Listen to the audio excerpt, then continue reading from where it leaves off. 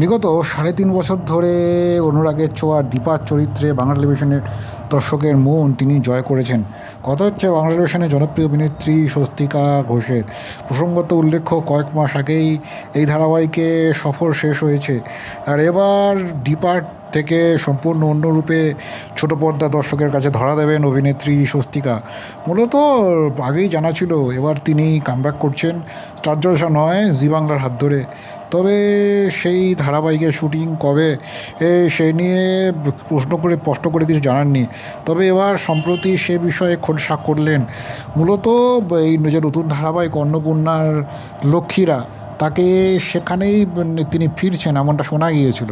কিন্তু সেটা সেটা কার্যত এতদিন ধোঁয়াশার আকারেই ছিল, যদিও এদিন স্পষ্ট হয়ে গেল যে তিনি সেই জি বাংলা ধারাবাহিক অন্নপূর্ণা লক্ষ্মীরা হাত ধরেই পড়ছেন। সামাজিক মাধ্যমে একটি স্টোরি পোস্ট করেছেন স্বস্তিকা, যেখানে দেখা যাচ্ছে সাদা কালো ছবিতে পায়ের উপর হাত থেকে তিনি বসে, হাতে কালো ব্যান্ডের ঘড়ি, পরনে কুর্তি, যদিও তার মুখ দেখা যাচ্ছে না। তার সঙ্গে একটি বাড়ির সামনে গাড়ি দাঁড়ানো, শুটিংয়ের যাবতীয় জিনিসপত্র এখানে রাখা, সঙ্গে ক্যাপশনে লিখেছেন নতুন সফর শুরু।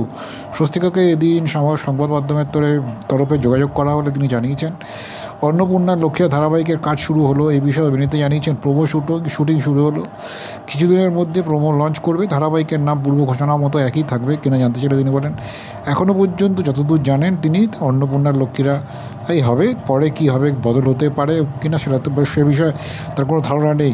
কিন্তু তার মনে হয় আর বদলাবে না, কারণ জি যখন ঘোষণা করে তখন এই নামেই ছিল, এটাই থাকবে আশা করি।